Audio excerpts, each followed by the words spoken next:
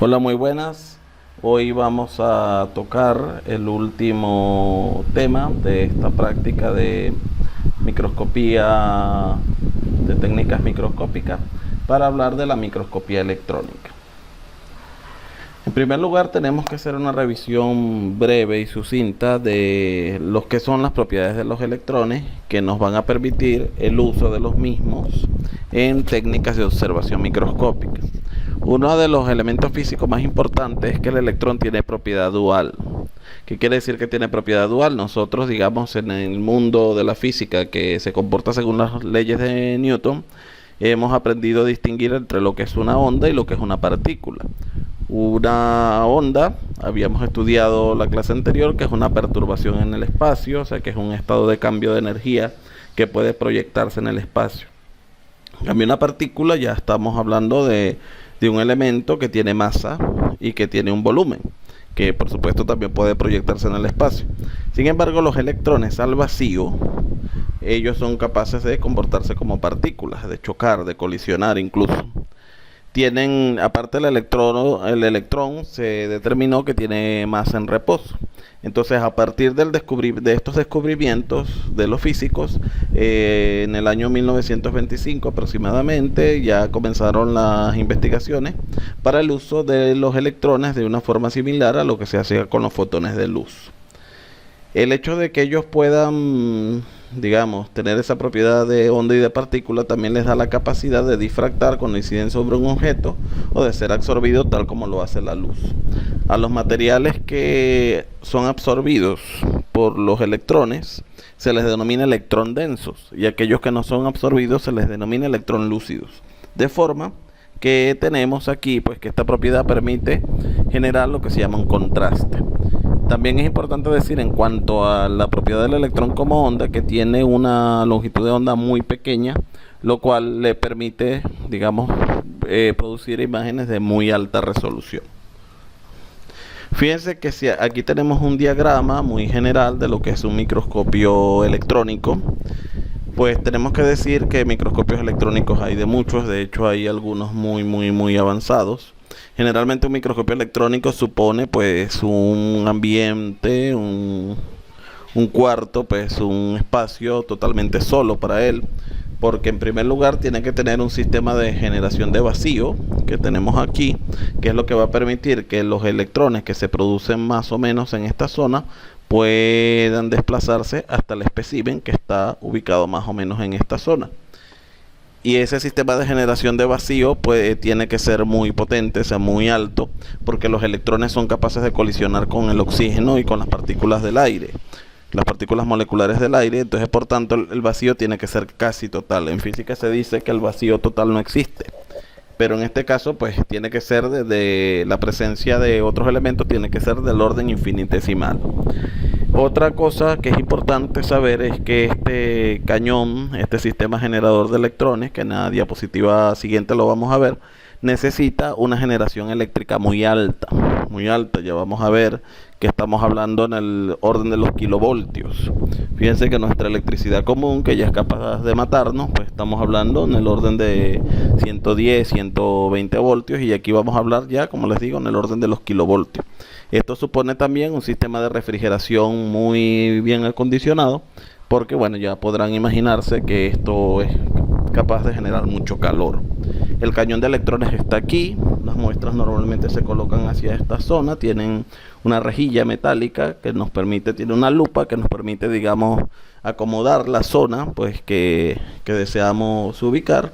Tiene pues también un sistema de lentes, lo veremos antes, o sea, con sus respectivos controles, y tiene pues también un sistema, sobre todo los microscopios modernos, pues un sistema informatizado que nos permite ver imágenes en el computador. Fíjense que un cañón de electrones, esto es, digamos, una representación muy básica de, como les digo, pues ahí los microscopios electrónicos pueden llegar a ser muy complejos. Fíjense que para yo poder generar un flujo de electrones, yo necesito una partícula metálica, que normalmente es un filamento también de tungsteno, y necesito que tener un cátodo y un ánodo, es un material que me genere un diferencial, que es lo que va a permitir que los electrones fluyan. Como les decía antes, pues este flujo eléctrico para poder generar electrones tiene que estar en el orden de los 10 a los 100 kilovoltios, lo cual es muchísima electricidad. Los electrones se generan, pues, y ellos viajan, o sea que lo tenemos representado aquí como un haz luminoso, o sea, como representábamos la luz, o sea, diagramáticamente. Porque ellos son capaces de, en este caso, tener esas propiedades de partícula, de viajar en el espacio. Y aunque poseen longitud de onda, son duales. Tenemos un sistema de condensador y lentes que se van a aprovechar de las propiedades electromagnéticas. Este sistema, en el caso del condensador, él va a generar un campo eléctrico, va a generar un campo electromagnético que va a regular el flujo de electrones, digamos, por su centro. Y yo soy capaz, pues, de regular la amplitud de este campo electromagnético, tal como hago yo con el diafragma de un condensador en un microscopio de luz. Y eso me va a permitir, de igual forma como ocurre en el microscopio de luz, alcanzar mayor o menor resolución. En el caso de las lentes electromagnéticas, son de un funcionamiento más complejo. Simplemente aquí, pues, como se escapa del alcance de esta presentación, lo que podemos decir es que juegan con el ángulo de incidencia. O sea, como veíamos, pues, para el caso de las lentes ópticas, que eran capaces de desviar el ángulo de la luz en que incidía la luz, pues en este caso también de forma electromagnética, por la generación de campos electromagnéticos, ellas son capaces de desviar, pues, de generar un ángulo distinto en cuanto al flujo, este flujo de electrones que tenemos, que lo hemos tratado de representar aquí, dándole a los rayos de luz distintas direcciones. Fíjense que lo importante es cuando se llega al final nosotros tenemos la muestra. Esa muestra, lo vamos a ver posteriormente, normalmente tiene que estar muerta, ¿verdad? Porque estamos al vacío. Tiene que estar muerta, fijada. Y luego también tener, pues, en su interior, pues, un tratamiento con metales pesados, de manera de que ellas puedan absorber o reflejar de la luz, pues, o sea, la luz eléctrica, llamémosla así, pues, los electrones que inciden sobre ella. En función del tipo de electrones con el que nosotros trabajemos, hemos hecho una división muy sencilla. Fíjense que si nosotros trabajamos con los electrones reflejados, o sea que la pantalla de detección va a detectar son los electrones que se reflejan, normalmente estamos hablando de microscopios de barrido, de microscopios que nos van a dar una idea es de superficies, de contornos, de relieve, porque ellos trabajan con la luz que reflejan, igual como trabajan, por ejemplo, nuestros ojos con la luz que reflejan los objetos. Nosotros somos capaces de ver contornos de los objetos que nos rodean, porque nuestros ojos son capaces de detectar el ángulo diferencial de cada uno de los planos de los objetos que nosotros vemos y de su capacidad de reflejar la luz. Lo mismo vamos a hacer con un microscopio electrónico, en este caso de barrido, de superficie. Y en el caso de que si nosotros estamos trabajando con el diferencial de los microscopios de los electrones que atraviesan la muestra y no la atraviesan, como lo hacemos con un microscopio óptico convencional, nosotros vamos a hablar de un microscopio de transmisión. A partir de allí hay muchas variantes, no es el caso ahora de mencionarla, pero simplemente para que tengan una idea que en función del tipo de electrones con el que nosotros trabajamos, pues podemos jugar, pues, qué tipo de imagen vamos a generar. Fíjense que así también, en resumen, hay algunas diferencias del procesamiento para la microscopía electrónica. Necesitamos un fijador de acción ultra rápida, fundamentalmente el glutaldehído. ¿Por qué? Fíjense que nosotros vamos a ser capaces de observar ultraestructura, y nosotros tenemos que estar muy seguros que esa ultraestructura esté grandemente conservada. Necesitamos que el fijador, por tanto, actúe de la manera más inmediata posible en el momento que entra en contacto con la muestra, porque, como sabemos también, la ultraestructura de las distintas organelas o de los distintos elementos celulares que nosotros vamos a observar se daña con relativa rapidez. Pues necesitamos cuchillas de corte ultra fino para poder aprovechar esa propiedad de los electrones de baja longitud de onda. Les hablaba del tetróxido de osmio, que tiene propiedades de fijador porque también estabiliza proteínas, pero como él se une preferencialmente a la cabeza de los fosfolípidos, o sea, se une con una avidez especial, es capaz de conferirle contraste a la muestra porque nos va a delinear los contornos celulares y los contornos de las organelas. Entonces por eso este metal pesado se usa para dar contraste. Digamos que en la microscopía electrónica más básica se trabaja de una manera similar como se trabaja con las placas de radiología. El acetato de uranilo también confiere contraste a la muestra. Fíjense que se trata de metales pesados que absorben con fuerza los electrones. Y si estamos hablando de un sombreo metálico con sales de plata, por ejemplo, este es capaz pues de conferirnos también un contraste para la microscopía de barrido. Fíjense que esta es una imagen de un microscopio electrónico de transmisión. Esto es una imagen del corazón. Fíjense que ya luego ustedes van a estudiar lo que son estos elementos, las bandas Z. Pero generalmente aquí lo que vamos a ver es la presencia de una gran cantidad de mitocondrias. De la unión de los filamentos de actina y miosina podemos observar incluso algunos detalles de la cresta mitocondrial. De las crestas mitocondriales vemos también el retículo endoplásmico con algún punteadito que serían los ribosomas.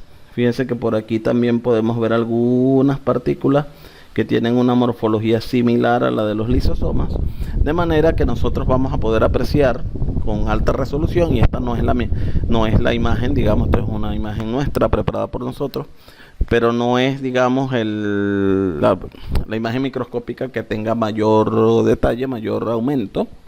Un microscopio electrónico puede llegar a tener un aumento de casi 1.000.000 de veces. Aquí pues en este caso estaremos hablando de unas 10.000 veces más o menos, o sea, así muy aproximadamente. Un microscopio óptico convencional muy potente pues alcanza un aumento de unas 1.000 veces, que es, digamos, lo que en un microscopio electrónico se consideraría una lupa.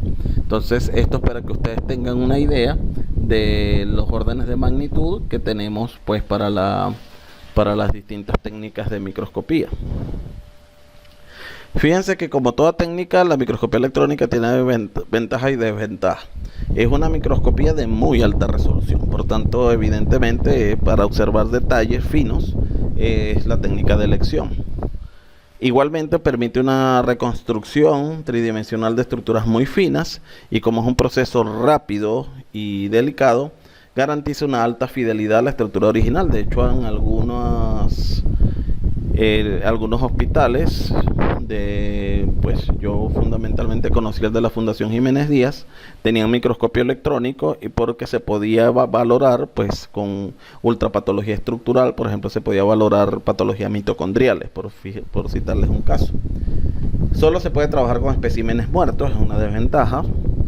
Sabíamos que ya la microscopía tanto óptica convencional como de fluorescencia se puede trabajar con especímenes vivos.